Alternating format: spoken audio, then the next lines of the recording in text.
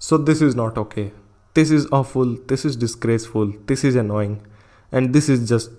मेरे अंग्रेजी के शब्द खत्म है। अटैक ऑन टाइटन और उनके फैंस के बारे में एक डॉक्यूमेंट्री बननी चाहिए। इस प्यार को क्या नाम दूं से, या फिर सातना निभाना साथिया, या इसे अम्मा मेहता का उल्टा चश्मा से, क्योंकि इससे रिलेटेड कॉन्ट्रोवर्सीज खत्म ही नहीं होती। जो रिश्ता डीसी फैंस का वार्नर ब्रोस से है, ऑलमोस्ट वही अटैक ऑन टाइटन फैंस का मप्पा से है। बस अंतर इतना है कि एक कैंसिल करने में माहिर है और दूसरा एक सीरीज को 50 हिस्सों में लाने में। गालियां उतनी ही बढ़ती हैं उन्हें। ओवरऑल जब ये पार्टों में तोड़ने वाला किस्सा चल ही रहा था, तभी काफी लोगों ने ये गेस कर लिया था कि एपिसोड एक ही होगा और वो 1 घंटे में रिलीज किया जाएगा, और पार्ट 2 का पता अभी भी नहीं है। इतने कम चैप्टर्स में आप एक पूरा ढंग का सीजन निकाल सकते हो, ये चीज मुझे कभी यकीन नहीं हुई। और अब एओटी का हाल देखकर यही लगता है वो लोग चाहते हैं कि फैंस इसे सीरियसली ना लें, क्योंकि ये एक मजाक है। आप इमेजिन कर सकते हो किसी हॉलीवुड फिल्म का आधा घंटा किसी और दिन रिलीज होना और बाकी का आधा घंटा किसी और दिन, क्योंकि उसका वीएफएक्स कंप्लीट नहीं है। अरे तो मत करो ना यार, एक साथ कर दो सारे, जब कंप्लीट होगा तब। जापान जैसे देशों से ऐसे बेहुदे वाले डिसीजन आ सकते हैं, मुझे यकीन नहीं हो रहा है। 2021 से ये ड्रामा लगातार चालू है, इनफैक्ट 21 से भी नहीं। EOT drama goes back to season 1। इसके प्रोडक्शन इशूज सीजन 1 से चालू हैं, जहाँ 25 एपिसोड लाने में वेट के प्राण पखेरु निकल गए, जिसके सेकंड सीजन में उन्होंने 4 साल लगा दिया, और इस बीच इसके एनीमे ओनली फैंस इसे भूल से गए थे। साथ ही सेकंड सीजन में 12 एपिसोड थे सिर्फ, and by far according to me this was the visually best looking season.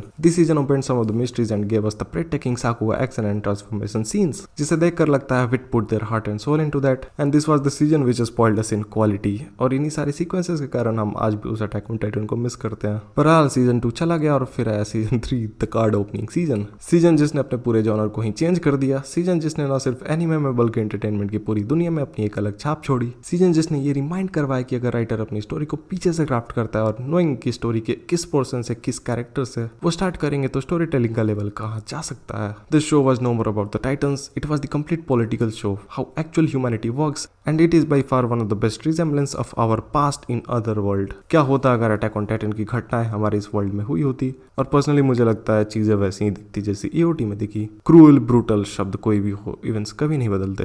ये कहानी अब अपने 3 पहलुओं पे एक साथ काम कर रही थी। पास्ट, प्रेजेंट और फ्यूचर, और पैरेलल्स कमाल के थे। लोग बदल गए थे, हालात बदल गए थे, लेकिन उनके ऑपरेट करने का तरीका नहीं बदला। न मास क्राइम्स रुके और न उन टाइटन पावर्स का मिसयूज रुका। एक बंदा अंत में आता है और वो इस एरन येगर की कहानी की शुरुआती बुनियाद रखता है।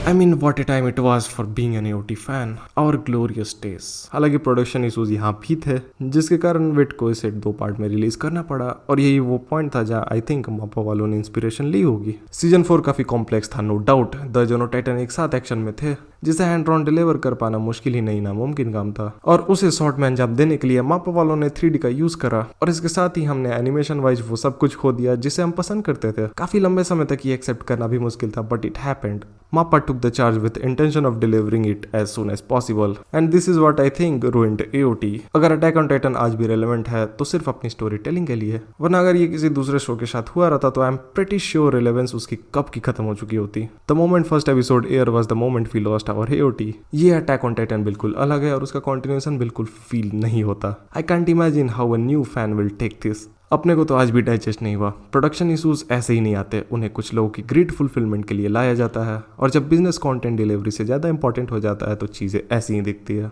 Attack on Titan is ruined for me, और जब लग रहा था चीज़ें शायद उतनी बुरी नहीं है, तभी इसके लीक्स, रूमर्स और अपडेट्स ने सब खराब कर दिया।